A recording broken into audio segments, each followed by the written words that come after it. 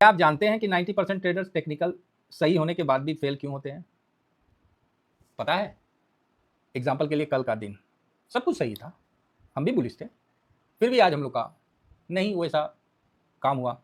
वो अलग बात है कि पोर्टफोलियो प्लस में है, तो इसका रीजन क्या है? निफ्टी माइनस है लेकिन हम लोग का पोर्टफोलियो प्लस में है, उसमें कोई प्रॉब्लम नहीं है।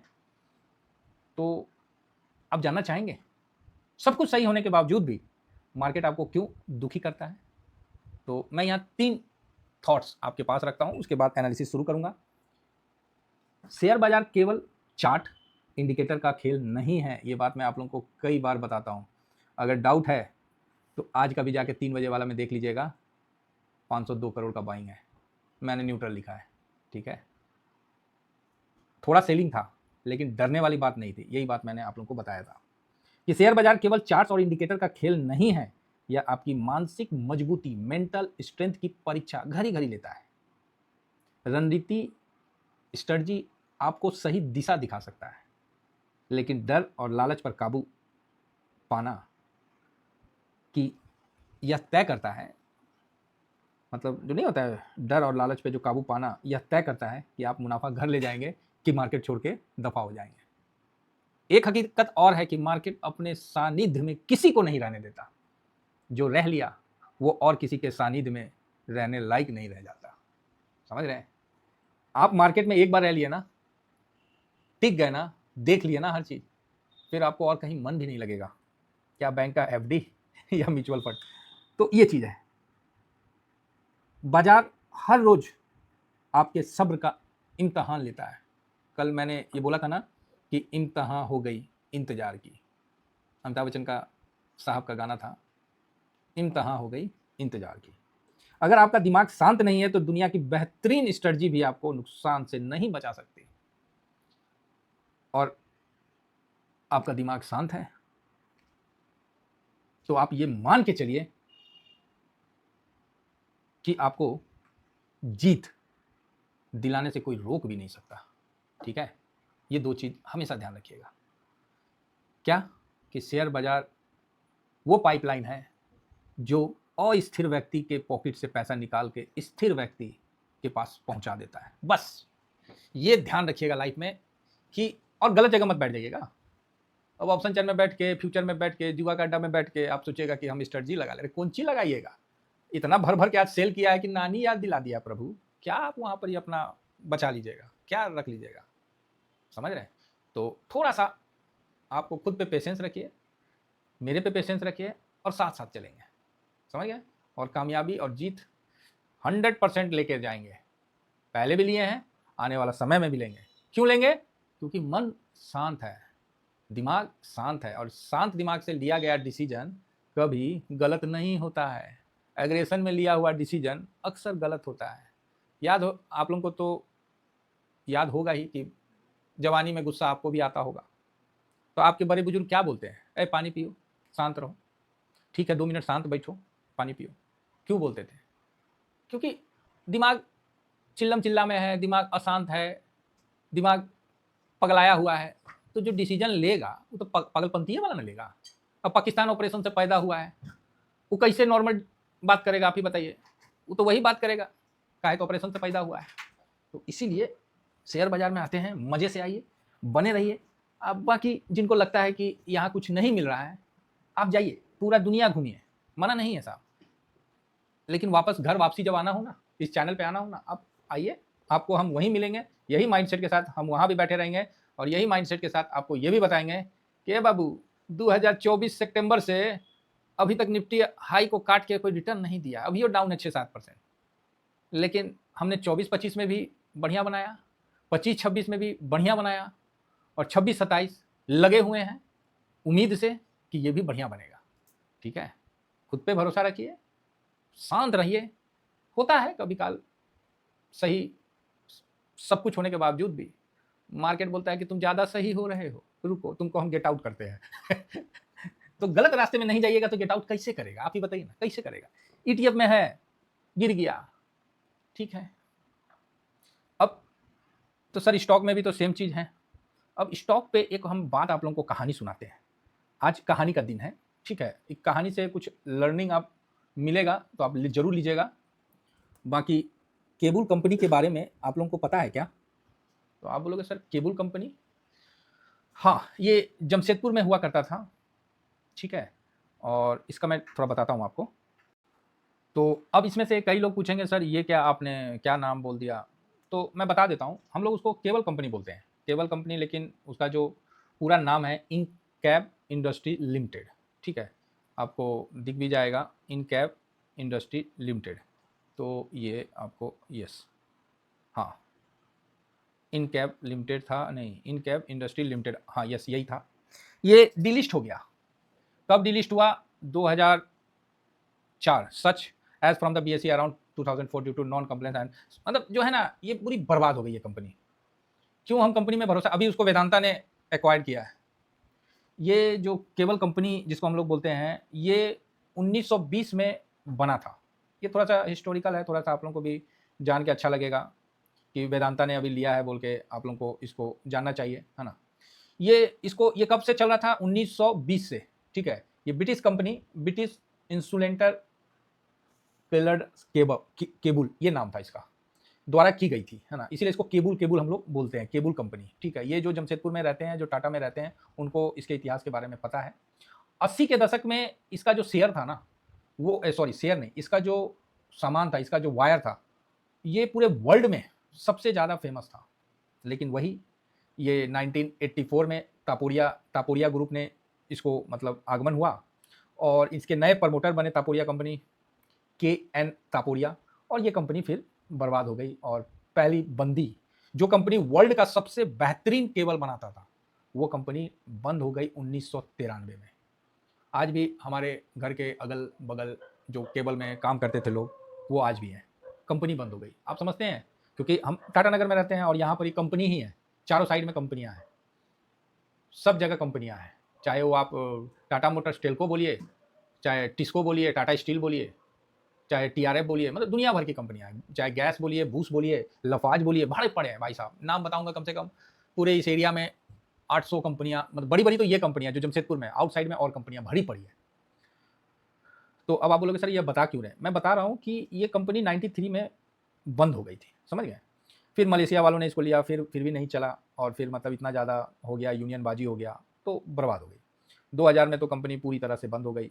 लगभग 1700-1800 आदमी इसमें परमानेंट थे, वो सब बेघर हो गए। अभी क्या हुआ, इस कंपनी को लेने के लिए वेदांता आगे आ गई, ठीक है। वेदांता, अब आपसे मेरा एक क्वेश्चन है, आप बताना, ये मान लीजिए केबल का एरिया है, केबल कंपनी यहाँ थी, और इसके ये क्वार्टर्स वगैरह ये है। अब इसके जो यहाँ रोड है, मतलब इधर मतलब केबल कंपनी है, इसके बगल में भी जस्ट रोड है, और इधर इनकी मतलब क्वार्टर्स वगैरह जो होते हैं ना, और फिर ये रोड है, और यहाँ से इधर पूरा एरिया टाटा स्टील का है। यहाँ से आगे जाइए, यहाँ से पीछे आइए तो ये भी एरिया टाटा स्टील का है, समझ रहे। आप इधर जाइए, इधर भी आ जाएगा कंपनी टेल्को आ जाएगा, जो टाटा मोटर्स होता है टेल्को। इधर जाइए, इधर भी आपको टिस्को का ही एरिया, मतलब टाटा स्टील का है। आपको क्या लगता है कि टाटा कंपनी इस गढ़ में वेदांता को एंट्री दे देगी? आप ही सोचिए, जो टाटा कंपनी एयरपोर्ट नहीं बनने दे रही है आप बोलोगे अरे सर टाटा तो बहुत फेमस नाम है। नहीं, देखिए सबका अपना अपना मोनोपोली होता है। जैसे वेदांता अपने एरिया में वो होती है, प्लस आपको जो अडानी है अपना पोर्ट को लेके है, रिलायंस अपना, सबका एक अपना अपना एरिया बटा होता है। तो अभी क्या है कि उसको वेदांता ने कवर कर लिया, लेकिन फैक्ट आप भी समझ रहे हैं कि क्या वो घर में इतना छोटा एरिया है और चारों साइड में स्टील है, टाटा ग्रुप है, तो क्या यहाँ वेदांता टिक पाएगा? कि वेदांता खाली नाम का है, कवर तो टाटा ने किया है। तो आप बोलोगे सर ये क्यों बता रहे हो? क्योंकि मैं आपको पॉलिटिक्स बता रहा हूँ। क्योंकि अगर इसको जो केबल कंपनी थी, अगर इसको टाटा लेती, तो पूरा उसको जो 20 साल 30 साल का पैसा देना पड़ता और हर चीज़ देना पड़ता। तो वो वेदांता के नाम पे ठीकरा फोड़ दिया, लेकिन टॉप मैनेजमेंट इसको अभी हैंडल कर रहा है। नहीं तो क्या होता है, पब्लिक क्या होता है कि रोड जाम कर देती है, गेट जाम कर देती है, यूनियन बाजी हो जाता है, तो टाटा कंपनी इन चीज़ों से दूर रहता है। समझ रहे बात को? टाटा कंपनी एक छोटा प्राइवेट जेट आप उतार सकते हो टाटा में, कोई बड़ा जहाज नहीं। आज भी हम लोग को कलकत्ता जाना पड़ता है या रांची जाना पड़ता है। आप समझिए, आप जिस शेयर में इन्वेस्ट कर रहे हैं, क्या लगता है कि आप चार्ट और थोड़ा सा उसका स्कैनर में आपने देख लिया FIS DIS पैसा आ रहा है, थोड़ा बहुत आपने इसका स्टडी कर लिया, कुछ लोगों ने आपको बता दिया कि बुलिश कैंडल बन रहा है, ब्रेकआउट दे रहा है, उस बल पे आप शेयर में इन्वेस्ट कर रहे हैं। अब आप बताइए कि आप कहाँ तक सही है? कल जिस तरह न्यूज़ आ रहा है कि वेदांता ने इसको कवर कर लिया है, कल वेदांता में आप इस बेस पे खरीदने चले जाओगे, क्या अंदर का हकीकत पता है आपको? तो नहीं पता है। इसलिए सर हम लोग स्टॉक मार्केट में स्टॉक से दूर रहते हैं, यही कारण है, यही कारण है सर, और कोई कारण नहीं है। आपको लगता है, चाहे मेरे को लगता है कि हम कुछ देख के और हम स्टॉक में पोजीशन बना लिए और मेरा पोजीशन चल गया, हम बहुत बड़ा एनालिसिस करता हो गए। नहीं है भाई, ये शेयर बाजार है, धज्जियां उड़ा देता है। जो आपने पैसा इन्वेस्ट किया है, मिट्टी होने में टाइम नहीं लगता है, समझ रहे हैं? तो इसीलिए दोस्तों मैं स्टॉक से दूर रहता हूँ।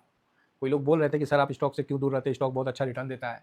भाई मुझे रिटर्न से नहीं मतलब है, मुझे 50% नहीं चाहिए, मुझे 100% नहीं चाहिए, मुझे 5 साल टिका रहना होना चाहिए, मुझे 10 साल टिके रहना होना चाहिए।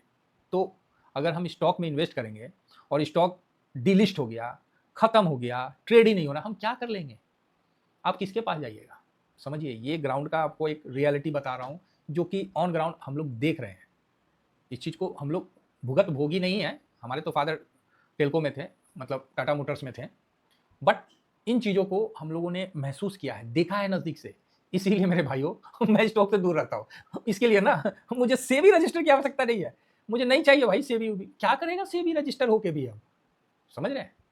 ईमानदार रहिए, अच्छा से काम करिए और इन चक्रों में मत फंसिए। बाकी ये शेयर बाजार है, ये आपका हमेशा मेंटल टेस्ट लेगा और आपको कभी भी अपने पास टिकने नहीं देगा। किसी का अगर 2 पैसा शेयर में बन जा रहा है तो अच्छी बात है, लेकिन इस पे आप ज़्यादा शेयर को लेके बहुत ज़्यादा घमंड मत करिए। आप समझिए मेरी बात को, मैं आपका कोई दुश्मन नहीं हूँ, समझ रहे हैं? जो हम लोगों ने देखा है, ठीक है? बचपन से हम लोगों ने जो देखा है, इसलिए ये बात आपको हम बता रहे हैं। चलिए, उम्मीद करता हूँ कि ये छोटी-सी कहानी आप लोगों को समझ में आया होगा और आप इससे रिलेट कर पाए होंगे तो अच्छी बात है, नहीं कर पाए हैं तो कोई बात नहीं, ये वीडियो तो थोड़ा-सा दूसरे साइड में चला गया, तो इसको जिनको सुनना है सुनिएगा, नहीं सुनना है तो फास्ट फॉरवर्ड कर दीजिए और क्या। चलिए आगे बढ़ते हैं और हम शुरू करते हैं। फिलहाल आज एफआईएस ने क्या किया, और ईटीएफ में है ना, इंडेक्स में बहुत सेफ है, 100% कोई नहीं बोलता है, लेकिन बहुत हद तक सेफ है। अरे एक हटेगा दूसरा तो आ जाएगा ना, बस ये दिमाग में रखिए। और 10 साल में म्यूचुअल फंड का ग्रोथ देख लीजिए, समझ में आ जाएगा कि कहाँ आपको इन्वेस्ट करना चाहिए, कहाँ इन्वेस्ट नहीं करना चाहिए। बाकी सर ये रहा अपना 3 बजे वाला जो हमने आपको बताया था, तो उस हिसाब से अभी हम आगे बढ़ते हैं। न्यूट्रल है, तो कैश में खरीदारी हुआ है 502 करोड़ का, 6425 करोड़ का खरीदारी डीआईएस ने किया है। रही बात आज क्या हुआ है इंडेक्स में, तो इंडेक्स में भी चलते हैं ना, अरे कोई ज़्यादा खराब वाली बात नहीं है, ठीक है, इंडेक्स भी ठीक है, कहीं टेंशन वाली बात नहीं है। तो यहाँ पर ही आज थोड़ा सा बिकवाली हुआ है इंडेक्स में, ये बात तो है ही। फ्यूचर में 2512 करोड़ का बेचा है, 2512 करोड़ का बेचा है, और कैश में 502 ही करोड़ का खरीदा है, और इंडेक्स फ्यूचर भी बेचा है, ठीक है। इसको उधर दे दो, है ना, उधर बेचा है, ठीक है साहब। तो चलिए अभी हम इंडेक्स में देख लेते हैं, फिर आगे बढ़ते हैं। थोड़ा सा एक ग्राउंड लेवल का मैंने आप लोगों को बताया है, सर्च करिएगा। आज का टाइम में सर्च करने में कुछ नहीं जाता है, परमानेंट लोग हुआ करते थे उस समय, सबसे ज़्यादा बोनस देता था वो कंपनी। चलिए कोई बात नहीं, फिलहाल अभी जो है एफआईएस ने 0.52% की खरीदारी की है, एक अच्छी बात है, जो कि यहाँ बिकवाली दिख रहा है, इसीलिए मैं फिर से कल के लिए पॉजिटिव हूँ। कोई नहीं, अब डीआईएस हल्का सा खरीदारी किया है और 65% पे आ गया है, ठीक है। पब्लिक ने थोड़ी बिकवाली की है और प्रो ने तो काटा है, तो प्रो पे तो हम लोग ऑलरेडी थे ही, तो ओके ओके है, बहुत ज़्यादा खराब नहीं है। आज रात को एनवीडिया का रिजल्ट आएगा और रिजल्ट से पहले एनवीडिया थोड़ा सा गिरा हुआ है ना जी, 1.25% के आसपास डाउन है। तो रात को 2 बजे आज रात को आएगा तो देख लिया जाएगा, हम तो नहीं देखेंगे, हम तो सुबह में देखेंगे। हाँ, हम झूठ मूठ का अपना रात काहे काला करें, बता दिए जिसको देखना है, जो होगा सुबह ना होगा जी, तो काला झूठ मूठ का माथा खराब करेगा आदमी। फ्यूचर में देखिएगा तो इन्फोसिस में 3% की गिरावट, बस बस बस बस सब में थोड़ी थोड़ी थोड़ी थोड़ी गिरावट हुई है, अच्छा है, बढ़िया है। रिलायंस स्ट्रॉन्ग है तो सपोर्ट दिया तो ठीक है, नहीं तो जैसा चल रहा है वैसा चलेगा। बड़ी गिरावट का तो उम्मीद अब ज़्यादा नहीं है, लेकिन थोड़ा बढ़ रहा है, क्योंकि डीआईएस का जो पोजीशन कम हुआ है ना, ये थोड़ा सा, लेकिन डीआईएस भी कभी काल बुर्बक बन जाते हैं। फिलहाल देखिए ब्रेंट में 87.82 का है, 85 से थोड़ा बढ़ गया है, तो वही है और कुछ नहीं है। और यहाँ पर ही गिफ्ट निफ्टी कितना चल रहा है, तो 350 पे, चलो बढ़िया है। आज बैंक और मेटल दोनों स्ट्रॉन्ग रहा, ठीक है। और फ्यूचर में थोड़ा सा देख लेते हैं कि सिल्वर में हल्की गिरावट है और गोल्ड में भी हल्की गिरावट है। इस बेस पे थोड़ा सा कल जो है गोल्ड सिल्वर का दबाव भी रहेगा, मार्केट का भी दबाव रहेगा, तो पोर्टफोलियो हम लोग का ज़्यादा पॉजिटिव तो नहीं रहेगा।